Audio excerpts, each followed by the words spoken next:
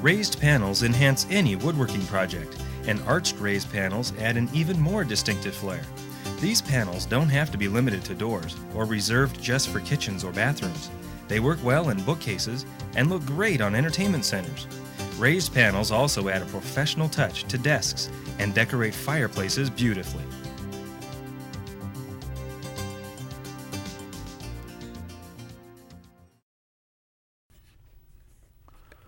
Today we're going to show you how to make 5 different arched raised panel doors. This one right here is our cathedral arched raised panel. We have another one right here which is called our country arched raised panel. Our third one is our French raised panel. The fourth edition is our Somerset arched raised panel. My favorite is the Roman arched raised panel, and this is the one that we're going to be building today. So let's get started. This is the door we're going to be building today, the Roman arched raised panel door, and in our catalog it covers all the dimensioning of this door, which you can read about. But today what I'm going to do is cover the parts of the door and how we arrive at all that dimensioning. The 5 parts of the arched raised panel door are right here. These 2 upright pieces are called the stiles. The bottom and the top piece are called rails. We refer to this as the bottom rail. This here is the top rail. And of course, the piece in the middle right here is our raised panel. Now, how do we arrive at the dimensioning of all these pieces? What we do is we always make our stiles and our bottom rail 2.5 inches wide. And I'll explain why later. But if our door is to be 20 inches long, we're going to cut this piece 2.5 by 20, and this stile 2.5 by 20. So we're going to make our stiles 2.5 inches wide and 20 inches long, because the door is 20 inches. How are we going to arrive at the length of our rails? Well, we're going to arrive at the length of our rails by determining the length or the width of the door, and we're going to be subtracting the 2 stiles here. But we're not going to be subtracting 2.5 and 2.5 because we have a cutter here that's going to be cutting right here the cope cuts. You can see that right there. And our cope cuts, our bits cut a 1/2 inch deep here, 1/2 inch engagement. Most people's cutters only cut 3/8 or 7/16. We go a true 1/2 inch. Makes a lot stronger door, and it cuts just like a shaper. So what we're doing here is when we put this door together, we're losing a 1/2 inch, we're losing a 1/2 inch. That leaves me with 2 inches right here and 2 inches here, which is 4 inches. Well, that's our magic number, 4 inches. So if our door is 12 inches, all I do is subtract 4, and I know the length of my rail is 8 inches, both on the bottom and on the top. Okay?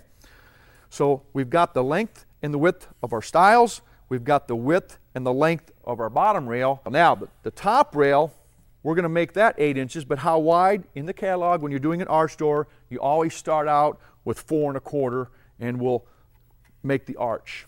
But at the narrowest point of the arch, those templates that we're going to be using later are going to give you a 2.5 inch reveal here. So we have a 2.5 inch reveal everywhere. So we know how big all these pieces are now. The middle piece is our last piece, the raised panel. If our rail is 8 inches, this panel is going to be 7 3/4. We're going to subtract 1/4 of an inch on the width. Why? Because we want that panel to expand and contract inside that door. We want room for it. I also leave this part going up and down here. We want this 20 inches right here. Well, we're going to subtract that magic number of 4 to arrive at 16. But we're still going to, again, subtract 1/4 of an inch. And the 1/4 of an inch on the width right here is for expansion and contraction of the joint, okay?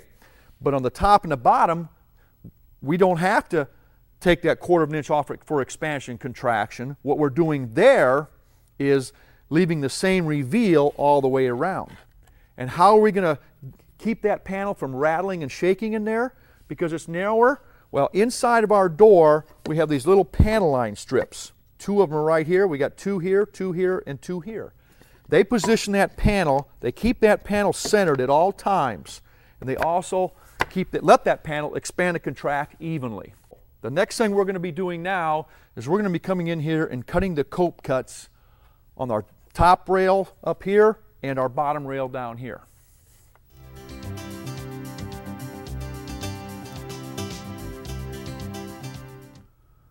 This is the 6-piece cabinet making set we're going to be using today to build our arched raised panel door. The first bit we're going to use out of our set today is the cope cutter.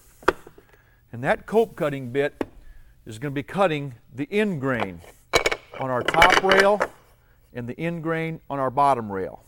Okay? First thing we have to do is set this bit into our router and snug it up with our bent wrench. Okay, the next thing we need to do is put the insert ring in. The insert ring drops in right like this, and what we do next is pivot that ring with our spanner wrench to lock it in so that can't come out. Now, what we have to do next is set the height of that bit. And we're going to set the height of that bit with a new little jig called the Easy Set. And the Easy Set will set 8 different router bits for us. At any height of wood we have, it's going to set that bit. Anywhere from 3/4 all the way up to 1 1/8. Okay? And the way that works, we're going to dial it in. The thickness of this wood is 13/16. So we're going to start at the star here at the beginning, and we're going to go to 13/16 right there. And that's our cope cutter. And we're going to set that cope cutter up right like this. And you can see how this thing works. As I revolve it, it comes up any thickness.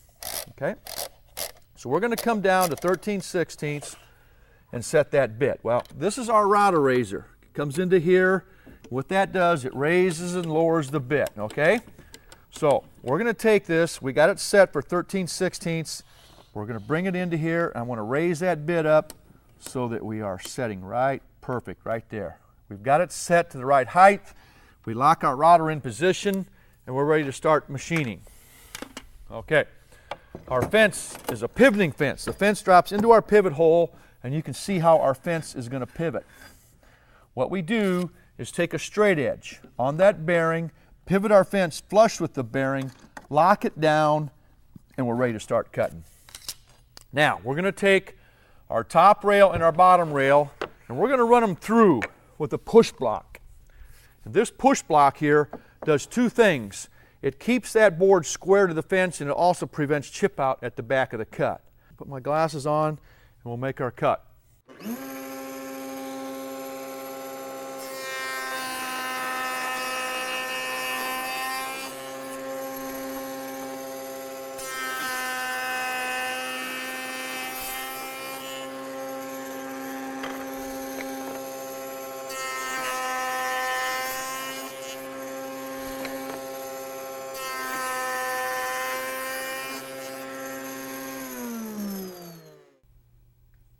Okay, you can see with that backer board in there now, we have no chip out occurring right in here. No chip out at all with that backer board. And this is a handy little backer board that I made, a little push block.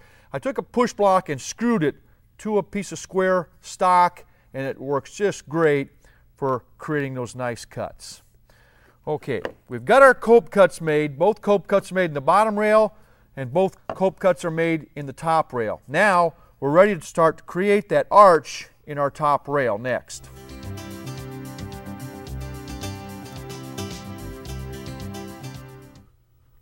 Okay, we're ready to take and cut that arch in the top of that rail. To do that, we're going to use our Roman set of templates here.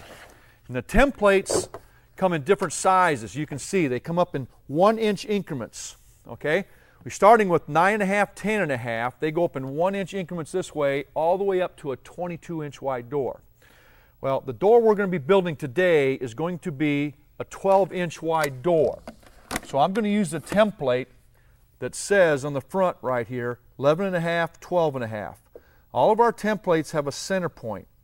We're going to line that center point up with the center line that I've already found in my rail. Okay, to do that, we're going to take that template, line it up in the center with the top edge of the door. Now, I'm going to nail that template to my rail. When I do that, those nail holes aren't going to show because they're going to be hidden inside the glue joint. What we're going to do first is we're going to take it to our bandsaw and we're just going to rough cut this to within about 1/8 or 1/4 of an inch. Then we're going to come back, stick our flush trimming bit in there and flush trim this and get it perfect. We just got through cutting our top rail on our bandsaw. Now we're ready to change bits and put the next bit in our set, which is our flush trimming bit right here. And the flush trimming bit, you see, has a bearing on the top, and that bearing is going to ride on my template right here and flush trim this rail exactly to the right thickness and design as this template. So we're going to change bits and stick the flush trimmer in. Now, this is a beautiful thing about our router bit set, all of my sets, in fact. And when we change bits, this is the key. This is what makes our bits different than anybody else's right here. Changing this bit, of course, we have our bent wrench. We're going to come into here with our left hand, push in on our spindle lock, and take this bit out. Now, here's the thing about our bits. Once you have that first bit set, that's it. You never have to change the position or the height of your router bit anymore, because all of our other bits are machined exactly to that perfect height so that you can swip from one to the next without moving the height of the router. That's a big feature, we think. Now, to do that, we're going to take the next bit, drop it in, and we're ready to go. Now, you're not supposed to do that, because when you tighten up with that router bit now, that bit should have the capability of being sucked down in the collet to get tight. And if I bottom that bit out, I can't do that. Everybody says, bring that bit in, move it up about 1/8 or 1/4. Well, what we do at the bottom of our router bit, we stick this little rubber collet down there, this little rubber grommet. When we stick that bit on our rubber grommet, you can almost see my bit bounce. What we do now is when we tighten up that bit compresses against that rubber grommet, and that's how I create all the exact cuts that we're going to be creating today. So we've got that bit set. We're ready to put our insert ring in here again and make our cuts. Now, we'll come into here. We're ready to cut. The small bit like this, the smaller the bit, the faster you can run a smaller diameter bit. So we're going to turn the speed up high as we can. Come into here. Now the bearing is going to hit.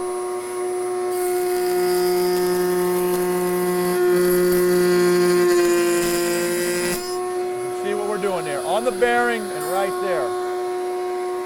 Okay, and you can see we made that rail the same shape as that template. Now, we got to do the same thing with our panel, but we're going to use the raised panel template. That has a center point also, and that center line is going to be lined up with the center line we've already found on our panel.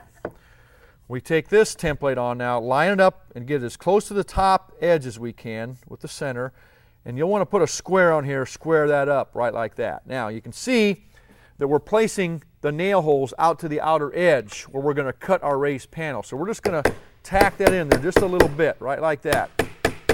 We just want to prevent this thing from turning.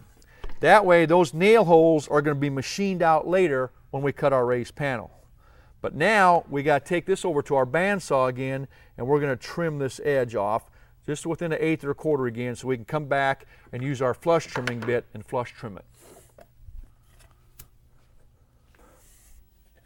Okay, we've got this cut on our bandsaw to within 1/8 or 1/4. Now we're going to come into here and flush trim it. When we start flush trimming, we want to make contact with that bearing out here away from the wood and then edge it into there.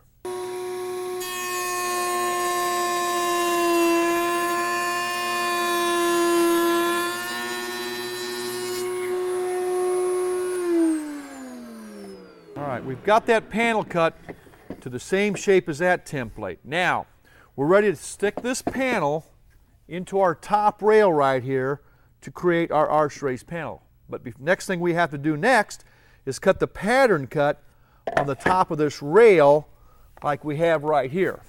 So that's our next step. We're going to take and cut the pattern cut with our pattern cutting bit in our top rail.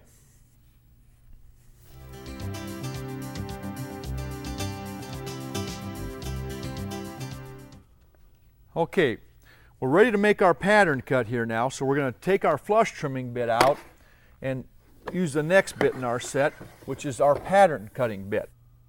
That's the bit with the bearing on the top. Drop it in on our rubber grommet, snug it up, we're ready to go. Take our insert ring, secure it, and we're ready to make our pattern cut. Okay? In creating that pattern cut now, again, same thing as we were flush trimming. We want to dial the speed down. We have a little bit bigger diameter router bit, so we're going to dial the speed down to around 12 or 14,000 RPMs. Okay? So we'll come into here on the bearing.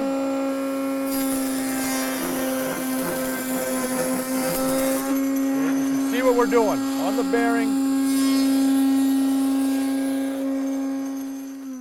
Okay, we just made this pattern cut right here. Now we got to make that same pattern cut going down our two stiles in our bottom rail.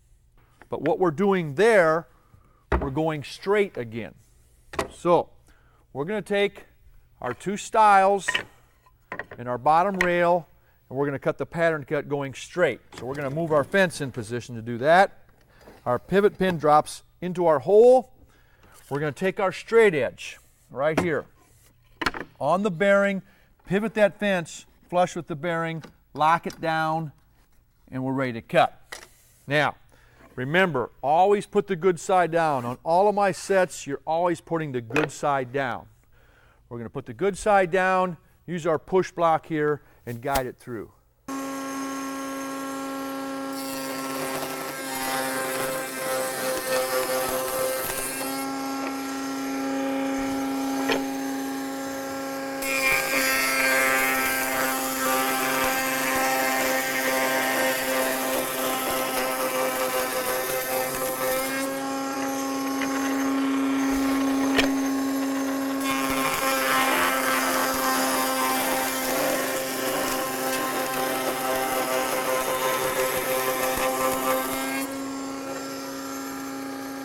Okay, we've got all our pieces cut now. This is our one stile. Here's our bottom rail fitting in right here. Here's our other stile fitting right in here. And we've got our top rail done too. And we don't have to use that. We're done with that template so we can take it off. And the beautiful thing about this is you can use these templates over thousands and thousands of times. They're never going to wear out.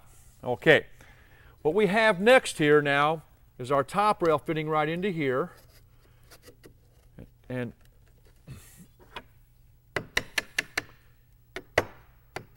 what we have is all four pieces of our door. The next thing we have to do is make that panel to fit in the middle. And we have that panel made already to the right size and shape. We just have to raise that panel to fit inside of our stiles and rails. And that's what we're going to be doing next.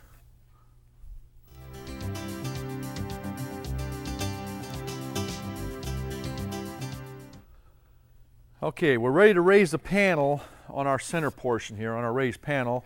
To do that, we don't need the template anymore. So we're going to take that template off of there. Okay. Now, in raising that panel, the next cutter we're going to use is our raised panel cutter. And our raised panel cutter here has a back cutter and a front cutter.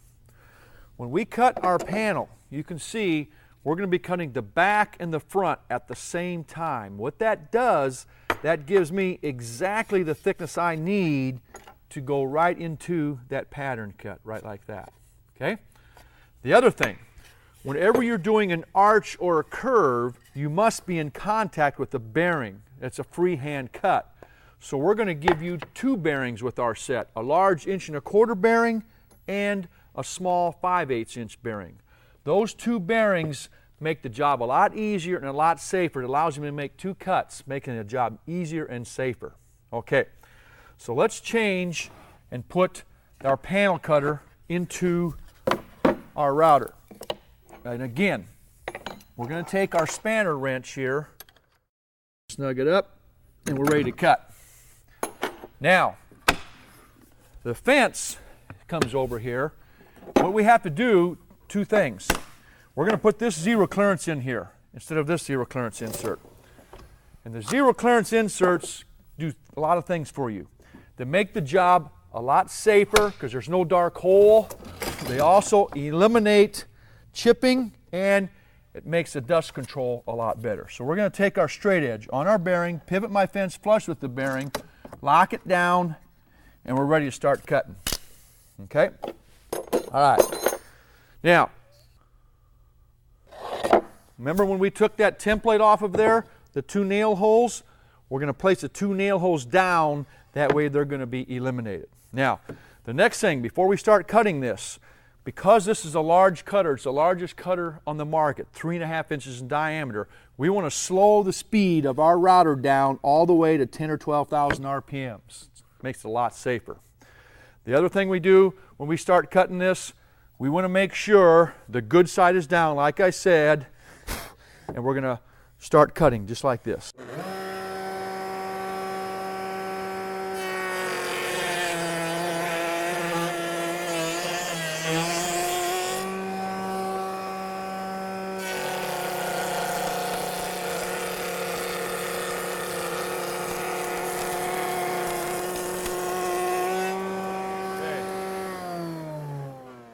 We want to cross the grain first in case there's any chip out. We creating chip out, we can always clean that chip out by cutting it secondly, going with the grain and eliminating the chip out. Now, the next thing we're going to do is cut that curve. Now, the first time anybody ever goes around a curve, they think it's going to be difficult. It's not. Because if you can take a handheld router and go around a curve like this, you can definitely do this. This is a lot easier because you don't have to control the router. And we've got gravity on our side here right now, okay? Now, when you start to do this curve, on the Roman curve, on the Roman door that we're doing, it's very easy. You come in here, make contact with that bearing, and just pivot your stock and make the cut. But when you get into the cathedral doors and the French doors and the other doors, the fence gets in the way. So I'm going to show you how to make this next curve cut here without the fence, because it's a freehand cut, and you're doing some dipping and stuff with those curves. It gets in the way. So to do that, we have to eliminate the fence. We have to get the fence out of there. And what we're going to do is somehow we got to get onto the bearing while the bit is turning and then start making the cut. Well, there's 2 ways of doing it. A lot of people use the old-fashioned starting pin, where they stick the starting pin in here, come against that starting pin, and that gets them on the bit and they go. I don't like to do it that way. I like to use what's called a half fence. I don't want the whole fence, I just want a half fence. So I'm going to create my half fence with a piece of stock like this. And what I'm going to do is line up with the bearing, and I'm going to get this half fence as close as I can to the bit, right there, okay? And I'm going to take some clamps and clamp that fence down, right like that, okay? Okay, we're still returning there, we're lined up. We'll put our second clamp right here. Okay. Now, what we can do is come into here. This is our fence. It gets us onto the bearing. Once we're on the bearing, we're safe. We come out here. Now we do our dipsy-do, whatever we have to do to make our curve cut. Then we'll come back, move the fence, and make the straight cut. So let's show you how that's done. We'll come into here. I'll turn the router on again, and we'll make that cut.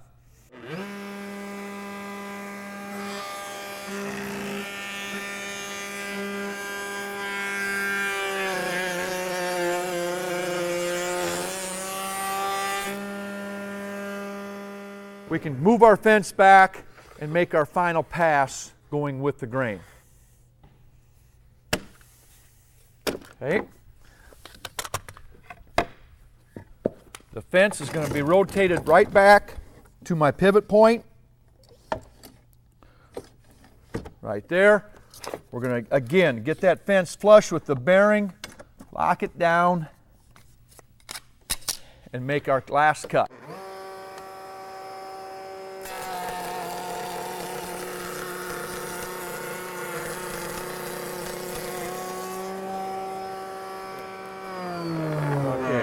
That's our whole panel cut with the first cutter. Now we're going to move the fence back and make our second pass, see? And the thing is, we don't want to, we could, if you're making a square door instead of an arch door, we would have gone directly to the bit with the small bearing, made our 4 cuts, moved the fence back to the small bearing, and made 4 more, and we'd have been done. But we had to have the big bearing in there to control taking that curve cut, see? If we'd have had the small bearing in there, we'd have been forced to hog the whole thing at once. That's why we use the 2 bearing system, but only when we're doing an arched door. Okay, so now, let's say we've done 30 of them doors. We're ready to switch bearings, okay? What you're going to do is you're going to take your wrench here and lock up your bit, right like this. Take the nut and the back cutter off, switch bearings right there in the router. That way you maintain the same height setting for your second pass. But what I'm going to do here today is I'm just going to unlock that bit. Okay? Take the safety lock on it, take another cut here. I'm just going to switch router bits. This bearing, the small bearing is already on this bit. It's the same bit. It's going to drop into my rubber grommet. I'm going to snug it up, and we're ready to make that do the same operation all over again on our panel cutter here. Take our straight edge on the bearing, lock it up, and we're ready to cut with our smaller bearing.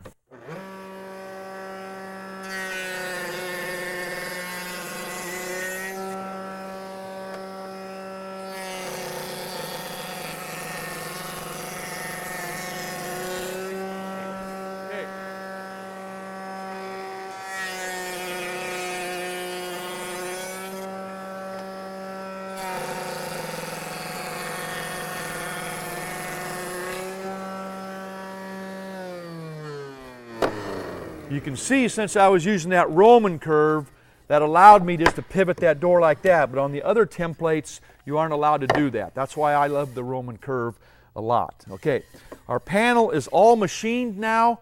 We are ready to take our stiles and rails and clamp our door together. So that's what we're going to do next.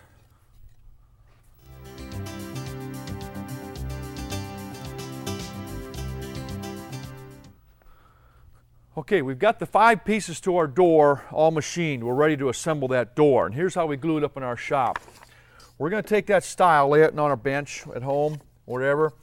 We're going to glue the rail, glue the stile, insert the 2 right there. Then comes our panel. Okay, no glue touches that panel. It has to expand and contract in there, and it has to float. So no glue touches the panel. Now, before we put that panel in there, what we want to do is stick a couple of our panel line strips in there. And what those panel line strips do, they allow that panel to expand and contract evenly, always keeping the panel centered right in the middle. So we're going to stick that into there. Okay.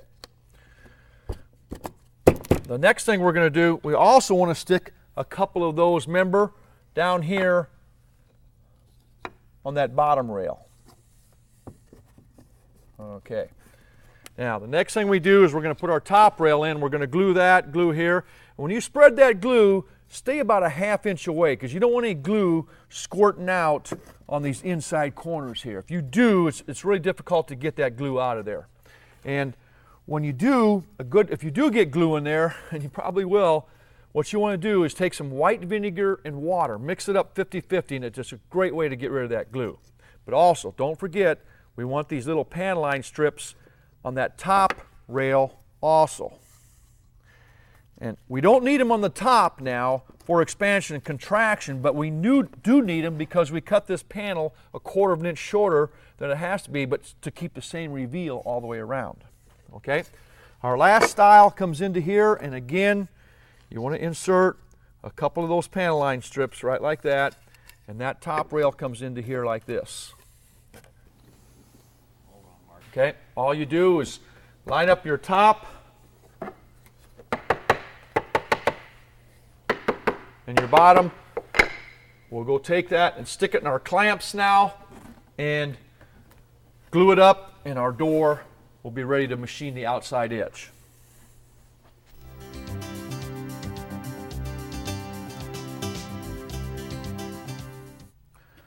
Okay, our door is dry and out of the clamps now. We're ready to do the next operation, and that's put the detailed edge around the outside of that door. Okay?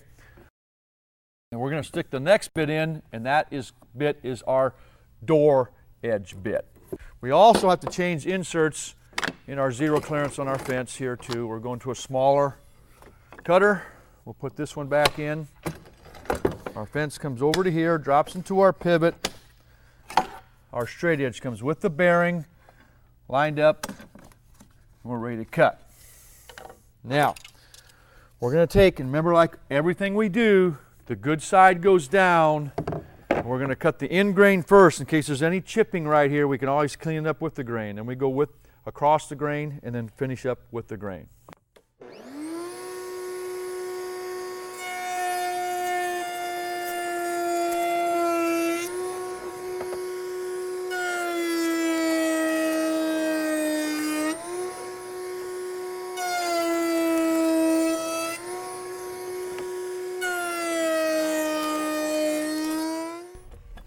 Our door edge treatment is put around the door now, and we have a finished raised panel door with the Roman curve.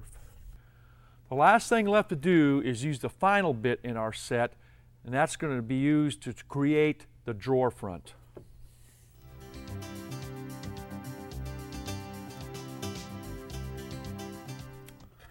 This is our drawer front now, and what we're going to do is use the final bit in our set right here to create the drawer front edge around here. Okay, that panel cutter, it's a little bit, it's a pretty large bit. So what we're going to do is we're going to get rid of this insert here and put our panel cutter insert in there to give us a little bit more room. The fence is going to drop into our pivot point right there again. We take our straight edge on the bearing, pivot our fence, flush with the bearing, and we're ready to cut. Okay, again, we're going to put the good side down, right like this. Do the end grain first. If it chips, we can always clean it up again, go with the grain, across the grain, and with the grain.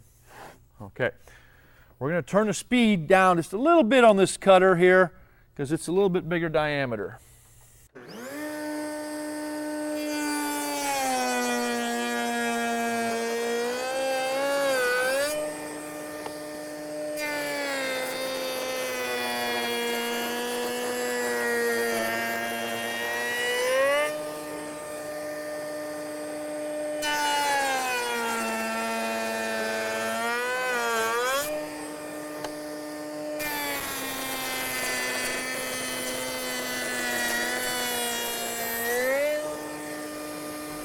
Okay, here's our drawer front is all done now. You can see where it gives you a nice little coved edge there, and it also radiuses that edge, makes it really nice and easy to sand it, no sharp edges.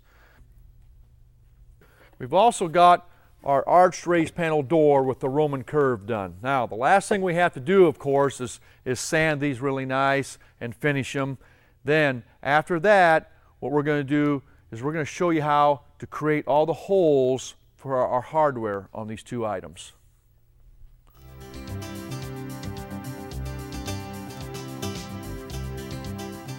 Okay, we're ready to drill the holes in our drawer front and in our door front. And to do that, we have a little jig here called the Easy Mark to do that. How it works is we take the drawer front, we bring it into here against that shoulder, and we find the center of this square, right? 15 3/4, 15 3/4, okay? We bring this sliding stop into there to lock it in case we're doing 4 or 5 drawers in a row. We can always locate back to the same position. Our drawer front here is 8 inches. So I'm going to bring this scale up to the 8-inch mark right there. And that centers it this way. And this centers it this way. Now, we have holes that we can drill into. One, if we want one knob, or these here for our hardware with the 2 holes. So, and they're adjustable. Most of your holes are set where they're all the way in. It comes with a drill bit, an aircraft drill bit, 3/16 of course. We'll just take this jig, set it down like this, and drill our holes.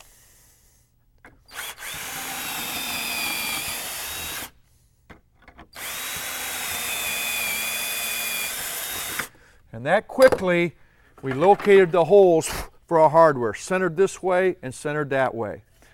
We can also use the jig on the doors. We'll bring this drilling mechanism to the center of the stile right here, okay? And what I'm going to do is locate the drawer front over on this side, okay? You determine where you want it. Let's say right there is a good spot. We bring that down. We leave this located here all the time now for all of our doors. Okay? Again, use the same location.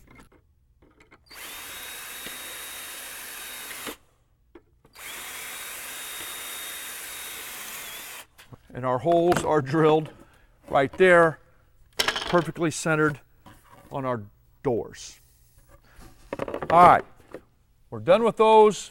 Now the next thing we're going to do is we got to come into here and create some holes for our hardware, for our hinges, for our European hinges. We'll show you how we do that next.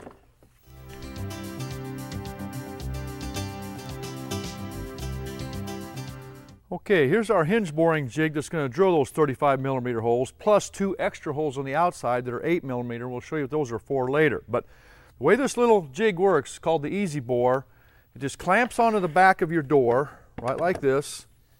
And we're going to line it up on the bottom edge so we're flush right here.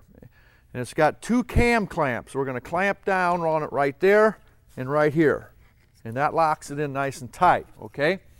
Now, we're going to bring it in here. It comes with a socket. You stick this in a drill, and we're going to drill the 2 holes on the outside first of all, and these are 8mm holes.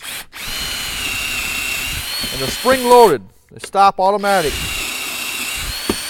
Those are spring-loaded. They're set at the factory. Okay, the middle hole we're drilling is a 35mm. It's a little bit bigger diameter. Electric drill works nice, but